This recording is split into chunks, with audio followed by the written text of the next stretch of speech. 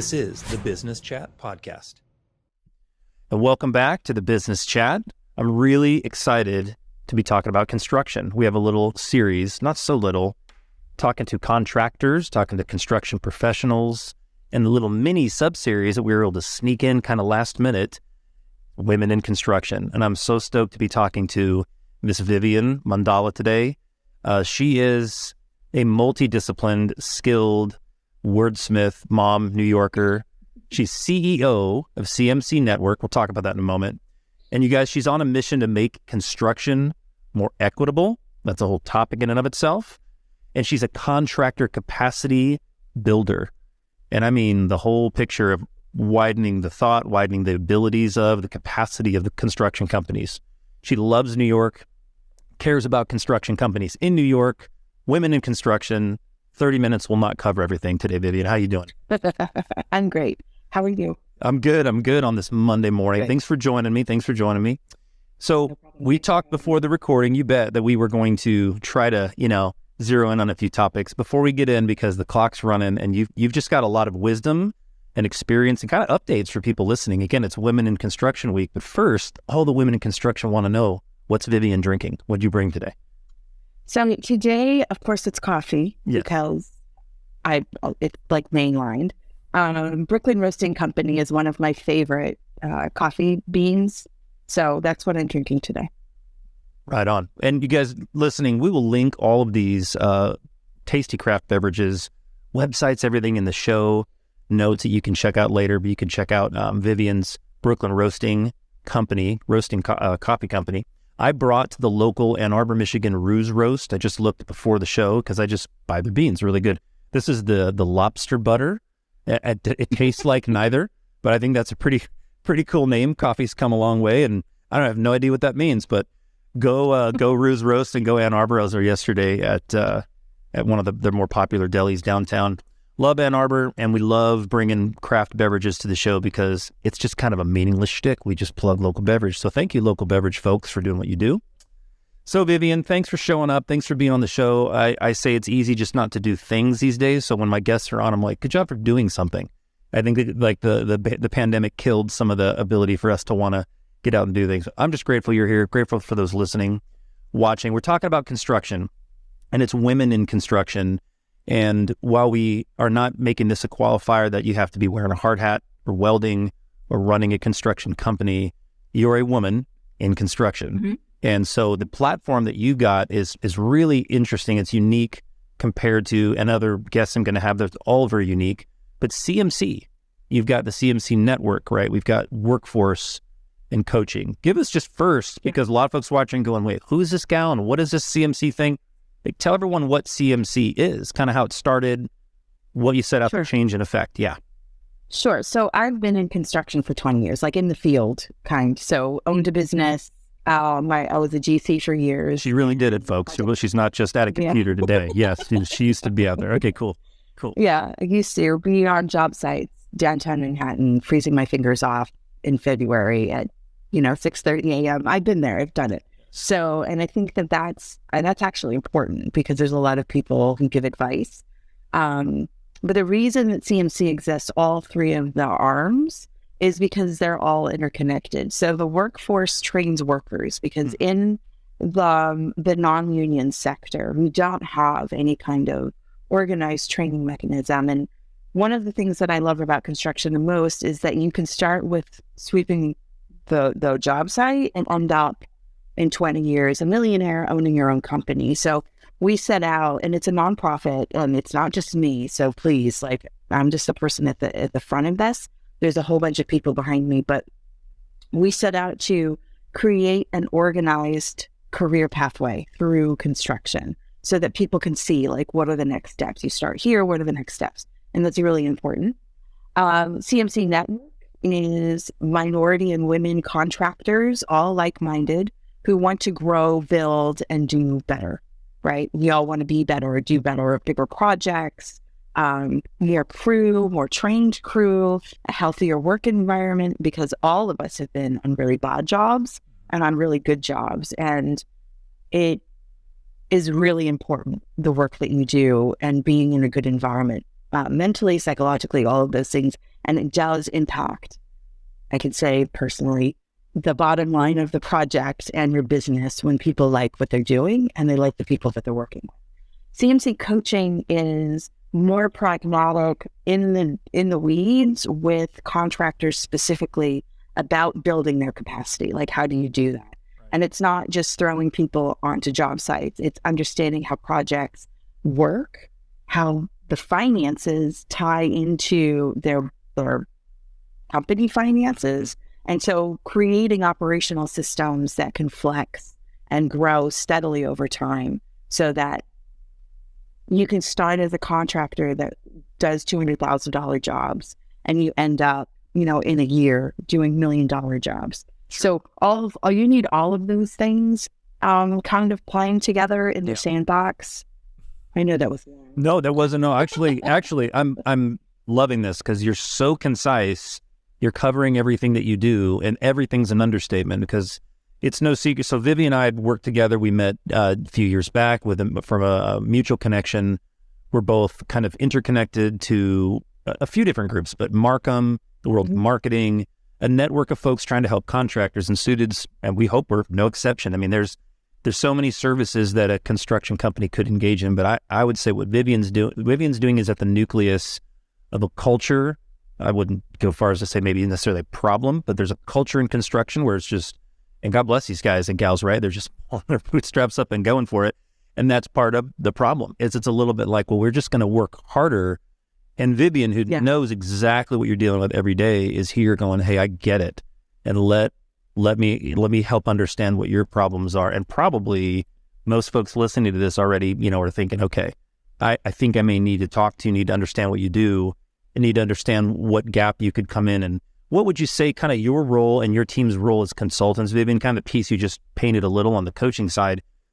What would you say for them is the easiest thing they could think of? Would this be kind of a replacement or a fractional kind of a capacity? Like, would a construction company owner be thinking, okay, taking on Vivian and CMC, sort of like having a bit of a ops dev analysis person come in and help me just win larger bids? I mean, plain terms, what do you help? Yeah.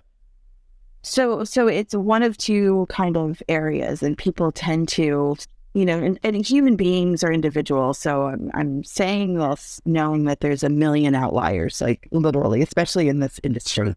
So usually you've got one of two people. You've got people who come from like the office, architecture, project management side that need field people who are really, really strong.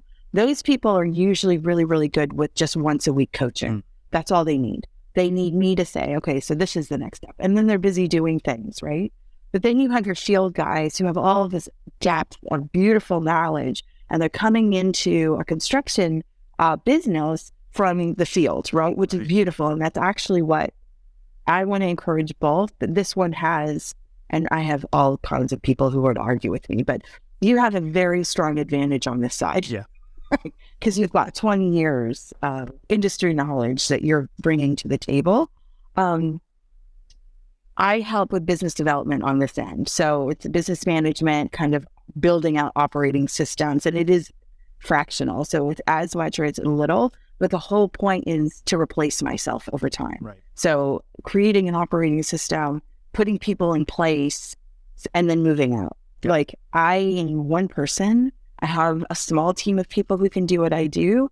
But we really, really, really want to make sure that we're building contractors and replacing ourselves so that eventually they've got a full back office that is incredibly sophisticated. As sophisticated as they are in the field, we want your office to be, because you need both of those things to take on $10 million projects in the city. You've got to have that level of sophistication to work on all of the infrastructure, projects that are coming down the pipe, which crazily in New York, you don't have to be a union contractor to bid on that work. You have to be organized. You have to have prevailing wage mechanisms in place, but you don't have to be union. So you just need that back office piece. So that's my big, depending on how you're coming at this, we'll switch depending on what you need. Yeah, see, and everything's in different spots. Your heart for this comes through as you talk, because you're talking and thinking of the pains because you've gone through them. Yeah. As a marketing guy, a lot of people are looking at the host right now going, well, who's this jackweed with the long hair talking about this? And the answer is I'm not from construction. I've been around the space, been around the technology enough to just appreciate and have a sense of humility for going, my goodness, these guys have 40 moving plates on any given job site where you see a crane. I'm already in my mind now going, the permits and the bonding and the people and the overtime and the payroll. My goodness, we just payroll at the same time. That's pretty cool. Department of Labor. Yeah, it really is a controlled dumpster fire of calculated risk and guessing and think. So I've just grown to appreciate the industry, dare I say, love it, and help those same folks in a very different capacity. So as a marketer, I would even say, before you'd engage in something with a Suited or a Booted or an XYZ web, like the Vivians of the world, y'all need to be talking to, because when we get involved as an agency to go, hell, let's raise employer branding. Let's make it folks aware of the kind of workplace you have. Let's spend a couple bucks on a camera, make a video. Let's do these things that we do that do help strengthen the company. We get a look, we start lifting the hood and we're going, there are some operational problems there for these folks just to not be able to work with us. And we're going, man, this would be really great for them to talk to Vivian, which we do. Again, full disclosure, Vivian and I refer business. Yes, we both have we handle you separately, right? Like she's kind of come over here and she's like the masseuse and it's going to hurt a little bit, but you're going to be in a better shape. We kind of fit you for the tux after that. So it's just two different things. Yeah. Right. Yeah. And again, contractors are just going, this guy, this idiot. Actual construction workers, ladies included, are going, I'm not buying this guy. Vivian seems cool though. Well, Vivian, this is more of the bullet out of the gun version of what you do. And that's the point of the business chat, is folks to see you, hear who you are, check you out on LinkedIn, kick the tires a little and get a pass by. Back to this idea, again, you're a woman in construction, and with all the great things CMC does, is there not a piece of this that you came in and said, hey, I'm coming in to help the construction business that's small to mid-size, women, minority. There's so many different personas, profiles that you can relate to. But also, have you seen this to be a little bit women focused? Are you also on a bit of a warpath to kind of go, I'm going to help the ladies out there, in what ways? Because I'd love to just hear you speak now to women listening, going, well, how's she helping us, and what's this relate to women? You're a woman in construction helping the construction cause. So that's just that's great. Green check mark. You're doing great work. But yeah, talk to me a little bit about, again, go back to the days when you were on in your own outfit and what you were facing in the culture. Purposefully, I only work with minority and women contractors because a lot of the issues that I see have to do with a level of network development and access to answers, capital, just that whole ability. And a lot of it is psychological too. So when I started my construction company, I started it because I had to, because of where I lived after 9/11. I moved upstate and there was no economy up there. And I had a new baby. We didn't know what was going on. I had to feed my family. And so I did the thing that I knew how to do, which is a lot of contractors start that way. Either they go fed up on the job, I can do this better myself, and they storm off, or it's like, I need to feed my family. I have to do this thing. And you just start doing, right? When I was upstate working away, there were contractors that wouldn't work with me because I was female. Now, this was over 20 years ago. Yeah, don't worry. We're both playing that card today. I'm feeling it too, man. Over 20 years ago, so much has changed then, but contractors wouldn't work with me. Homeowners were very excited to work with me because I'm female.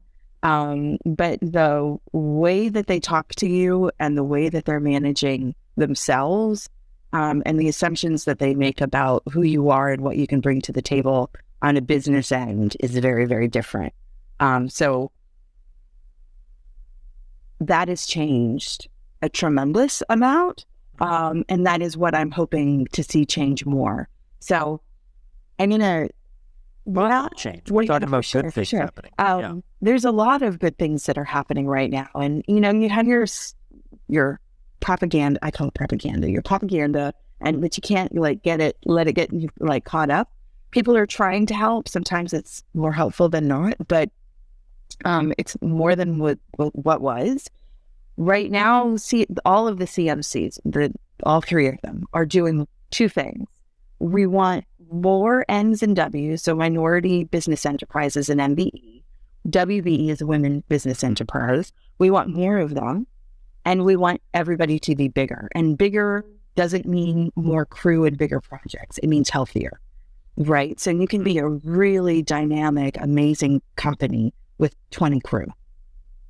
You can be amazing, dynamic, successful company with 50 or 100. Construction is numbers. It's a formula, and there is a secret sauce. So it's learning how all of those parts and pieces work together. So our job is to get more contractors seeding, right? And then grow them so that they can sustain more and hire more people over long periods of time, and that they become generational and they don't phase out after dad is done and the kids don't want to work anymore. It doesn't have to close. Corporations don't close. They continue, and we just use the same model. I think that's great because business in general is needing what you're talking about. And so many businesses, construction or not, startup, same way with a need. And the guy, building fences, the carpenter looks around and goes, I'm tired of working on this crew.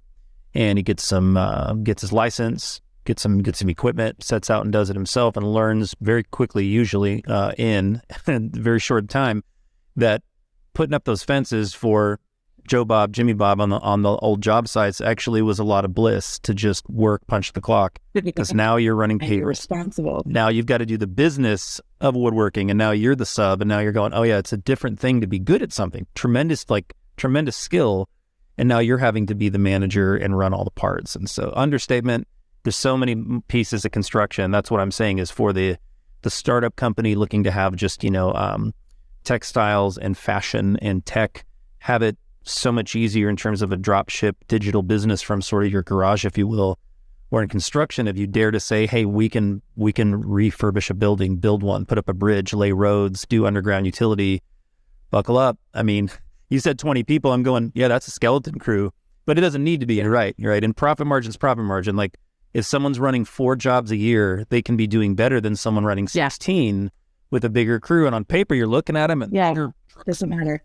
Yeah, you're nodding going, but you're looking at their books going, these poor people are just hemorrhaging money, and they don't understand insurance and bonding. Because again, back to the story, they're passionate builders. Like they got it. Which is great because they can go on a job site and say all of the things that are wrong. They can motivate their crew, because crew respond also to guys and gals that have been in the field. And that's one of the things that I've seen change so much over the last 20 years is when I started, because I came through architecture and interior design. And when I started, we were the women in construction. We were either interior design or architectures. Maybe you saw a project manager sprinkled in there because she was, tenacious, but it was college educated, right? You saw no women working in the field. Well, I saw no women. I know that they're out there because I've seen pictures. So, sure. Yes, I've heard of them when I find them amazing. But now when I go onto a job site, there are women who are painting, there are carpenters who are female, there are welders who are female. So it's not even like, oh, we do the painting and the spackling. It's like the concrete workers. There are strong women in the it's those trains are intense and it's amazing. So that same tenacity for that woman to have gotten through the training aspect, staying on a crew, holding her own, I want her to be a business owner because by God, she's going to have the core strength to hold on to the business when everything's going sideways. So I think that if I could really quick, one of the things that people don't talk about in construction is money.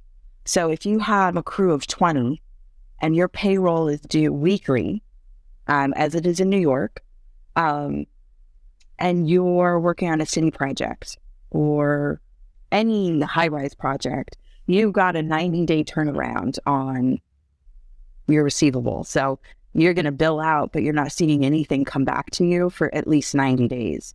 So you've got to be able to hold 3 months of payroll, all of the materials and all of the office expenses, operating expenses. That's a huge lift. And it doesn't feel like a huge lift because you're like, I can do this thing. But it's kind of like blowing out those kind of practicalities around the boring part, which is financial, cash flow, all of that kind of stuff, is usually what makes or breaks these smaller contractors. Because if you've got a crew of 2, it's actually harder to make a profit than if you have a crew of 20 because you're carrying the operating costs. But I'm not going to go down that. Right. And no, this is great. And anyone in the industry is just like, now they got their popcorn and they're closer to the screen going, yeah, exactly. Keep talking. Because the truth is, it does matter to have the size crew and to have bonding capacity and to have resources and subs and be part of a network and have partnership strategically, because there's nothing worse in any discipline, but particularly in construction, where the work for bid is open and you can't put in, or you can't deliver all the work. And you sure could use that money. You can't make. So I have more contractors than not. So one of the things that I say in New York is it's never about the jobs, right? There's plenty of work here. Most contractors fail when they get a project that's too big. So a contractor that has 7 crew and he's a glazer and he gets an $8 million project and it kills his company because he needs 30 guys on crew. He's got 7. So you can get there. Let's talk about labor shortage. We'll be here for another hour. I'm kidding. Yeah. Human capital is really, at the end of the day, that's a human capital and a workman's comp intensive space. And having somebody that you can trust is at least advising, consulting, and leading you to who's going to ultimately absorb a controller, in-house folks to run that, man, is critical for sure. And you're right. And New York or not, by the way, and I totally hear you on a city like that with all the particulars. But in any competitive, you look at what's happening in Atlanta and Charlotte and Nashville, these cities, like you said, there's plenty of work. It's very competitive though, and it's bloody water, shark infested water, construction wise. Yeah, and it's very difficult for these groups. A lot of them, I learned a saying, back when I first started, just again observing the space as the post music scene hippie I am, as I started seeing like, wow, these guys on one particular job, on any given job, could just go chapter 11. Oh yeah, one job, easy. Like that part blew my mind. I'm watching this whole space going, oh my gosh, like it doesn't take much to lose your, what. And so with that, I think from a marketing perspective, we started approaching contractors again with a little more humility. Not your website sucks, your logo's old. It's like, look, they never cared about that anyway. Yeah. And we're not telling them they're going to land more bids on Facebook ads and our gimmicks. We shift over to just going, we want to tell your story. Like we recommend, like you said, have the corporation live on. No elevator pitch here. The whole narrative is one, right? No matter if it's marketing or what you're doing, it's saying, let's not just finish jobs and move on to the next one. Let's figure out how to be efficient. Effective. And let's figure out how to have systems right. And if an owner gets sick, if he moves on, heaven forbid, if he passes, prematurely before he was planning on passing away, having that plan in place is something we see all the time. Be this, and it's horrible when you have to work in those situations, and you're working with a family now, and there wasn't much set up, right? And it's ultimately it's fatal, it's disastrous. Yeah, so agreed. Well, on the this is really cool because you're dealing only with minority and women-owned businesses. Correct. Did I hear that right? Yeah, and I agree they do need the most help. And you don't have to say it. I will, as the host, that this has been the Caucasian boys club. Yeah, it just has been. It's been construction. So has finance. So has 10 others. As people are hearing this, going, "Is this guy kidding?" It's the whole business world. And so as a white Caucasian, I can look at what you're doing and going, well, yeah, I don't need to be sold on this. This is 100% needed. The culture barriers, the language barriers, just getting loans, getting money moving, especially if you're coming into the United States going, I've got a skill and I've come from out of the country, and that struggle is its own particular, additional layer, let alone, like you said, there's women and there's minority families going, we've got a skill, we've got a trade. Or like you said, we've just got the opposite side of the business and we need the crew. And what a cool gap you're coming in to fill and hear and address, because that's a lot to take on. Talk to me about that a little bit at your team. Run through some things again for the contractor listening. So CMC could have someone come in and sort of the, the counselor's equivalent of just dumping their whole, their whole bag of problems on you effectively. Yeah. And you can help them as though you're saying, hey, I've got money issues, staffing issues. All the issues. Great. Okay. So, and it's better when they're honest, right? So more often than not, we like to portray ourselves as having it all together.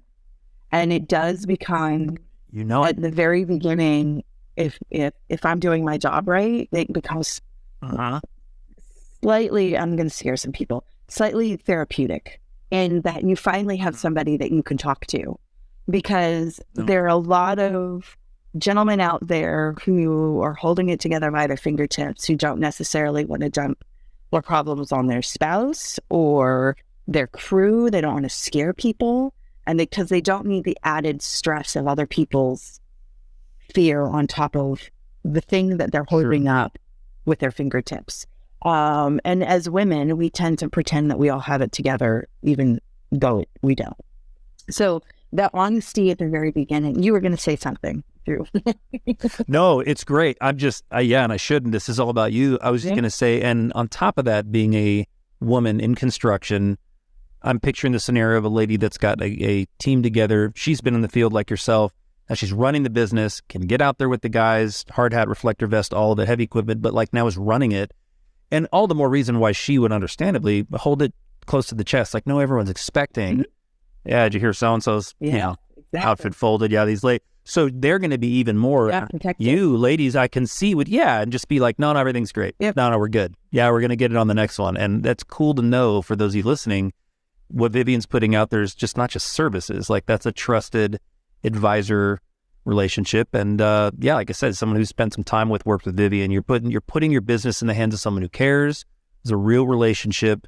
There's loyalty. And that's why I reached out to you. I thought, this is great. There's women in construction. It's funny. I'll just say also, you and I talked about this. You were like, Drew, be careful.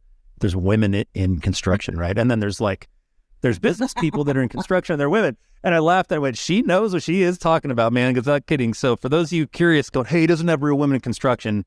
I do. And Vivian is a real woman in construction. But I will interview other folks on the series who are putting out services and things for construction businesses that are women owned. But point of mentioning that is we've got a new landscape of where a young lady, not so young lady, just ladies can get involved and say, I've got office skill, but I've also got like tactical, like block and tackling, like field experience. And I know the nuances of, like you said, New York construction. I really understand framing. That's really cool, because I think what you're saying, this is right back at you.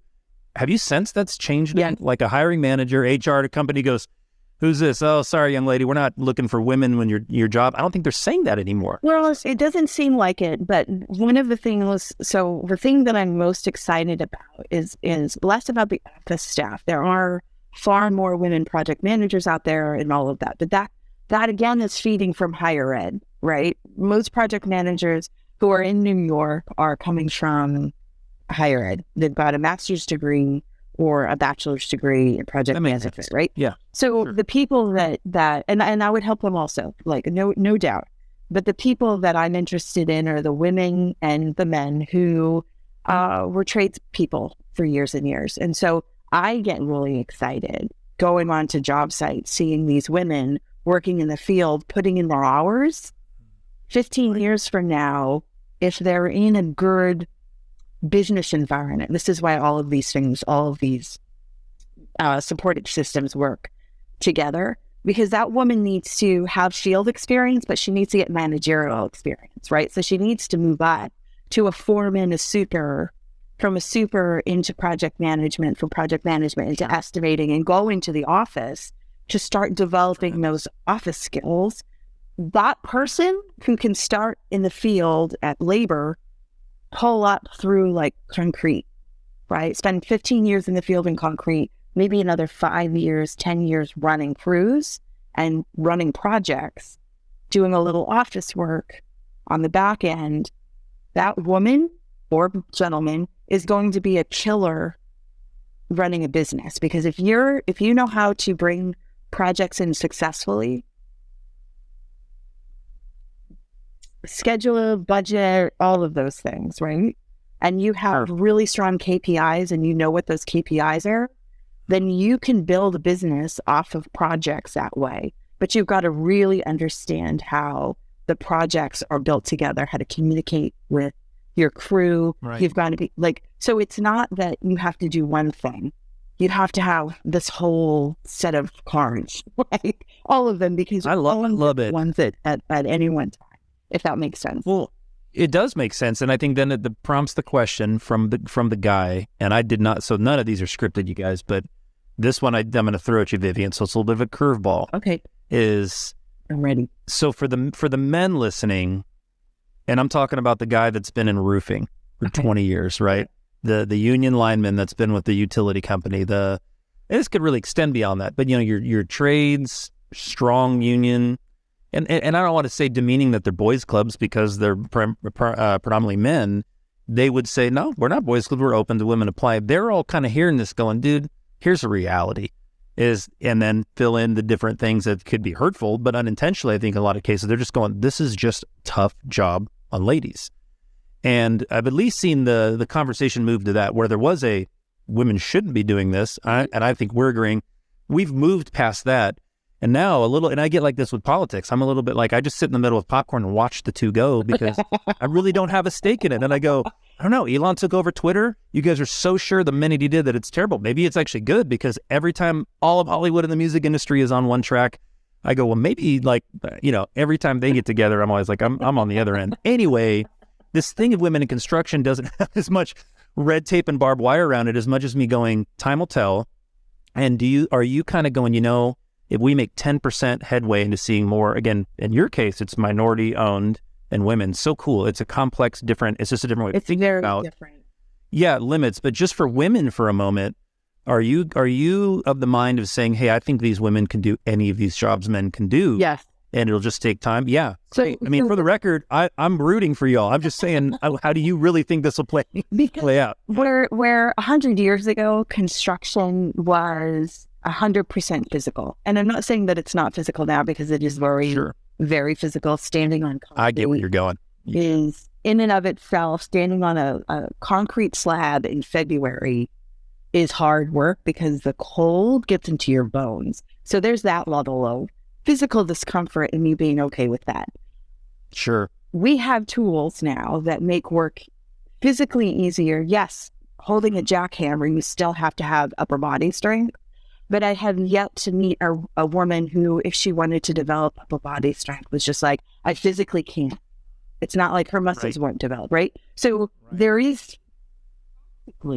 no, it's not like we're carrying people up flights of stairs, even though women are in the fire department and they do that practically too. So if you can practically do the thing that needs to be done, there is zero reason why you shouldn't be there in the room. It's the same thing for project managers and women in project management. Like, you have the same brain cells. It's legitimately nothing that you can't do as a woman. You might have to work harder, right? It might be harder for you to develop your upper body strength than it would be for a man. But you know that going in. So you just do the work.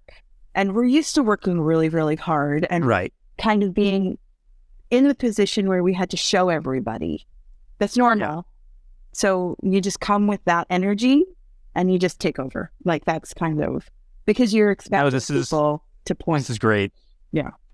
Well, cool. I mean, in closing, because there's so many more things we could talk about, I want to, for the record, Drew is a fan of women in the workplace, in construction, doing anything that their bodies, not limiting them to do, because why not? And I think that's, I don't think that's even evolution. I think that's finally righting the scales. And we have had chauvinism. We have had Us for No More club, and it permeates through business and culture. And without getting into gender and roles and all those things, just in the conversation of construction, and you can't not have this without a gender conversation. My point is, when a woman identifies as a woman and says, hey, I'm a woman, I would like to apply for this job, I can do this work. It's really kind of, if you think about from a business perspective, it's sort of stupid to limit somebody who's willing to go do something to work for you. Like, think about the labor shortage for you men out there. Think about the women that could be interested in coming to work for you, could be working for you today. And you created a culture where they don't feel like they can, where you've not enabled them to have any training on the job or otherwise. You keep them in the office. That's not it. Right. Yeah.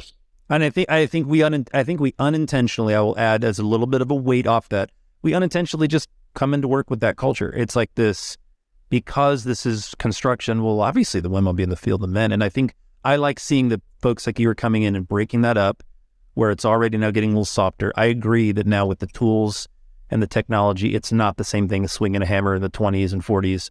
It's a very different landscape. And yet at the same time, it's all too familiar. The water cooler talk feels like it's still pre-World War II, right? In the way we refer to like, hired a Jane, you know.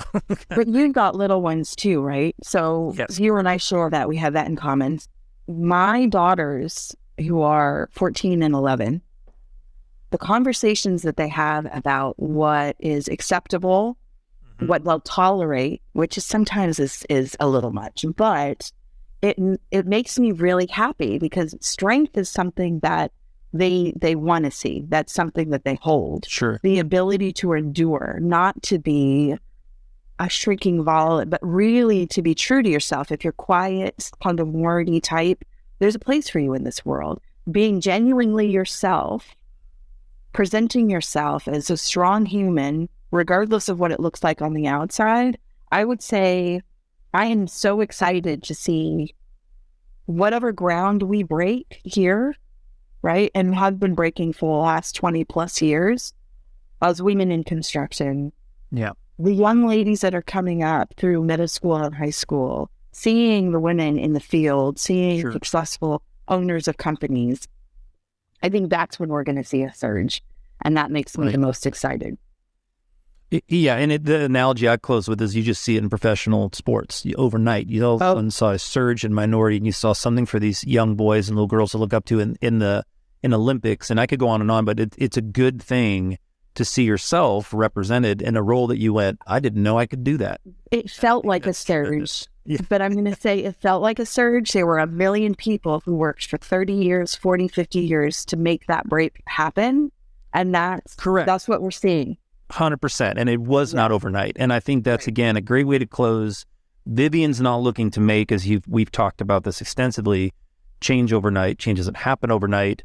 Lasting change doesn't happen with a movement, with just protest, peaceful protest, but it happens with legislation. It happens at that level, right? Law. It happens with culture. And it happens with what Vivian's saying is, women seeing somebody to look to and seeing a role model of an example. And I can't think of a better place for you women in construction, either aspiring, you're there today, reach out to Vivian. I've got her info linked on LinkedIn. You can go to cmcnetwork.co. Thank you to Brooklyn Roasting Company and roast with your lobster butter. Yeah, I got to get some Brooklyn Roasting. Vivian, we rushed this interview, we talked and I was like, women in construction, hop on the show. So we owe you one of these, I'm excited. Medium quality mugs, pint glasses, kit. All right. Anything you want to plug at the end? Are you going to be speaking anywhere? Is anything coming up people should be watching for? So not really. We're just plugging along, looking for speaking engagements. Staff are doing that any day of the week. Little kids in gymnasiums, all the way to corporate headquarters of large, builders, and anything in between. I'm always writing, so if people want to see what I'm doing, they can go to the website, the coaching website, and pick that up. If they want to hear from a host of different professionals about a variety of different things, they can go to the network's website. So it's not just me there, it's all of us there. So, which is a beautiful thing. That is beautiful. What a cool thing you're doing. And look, people are calling in already. Excellent. Well, Vivian, thanks for being on the show. Thanks everyone for listening and tuning in. Have a good one, babe. We'll see you. You too. Bye.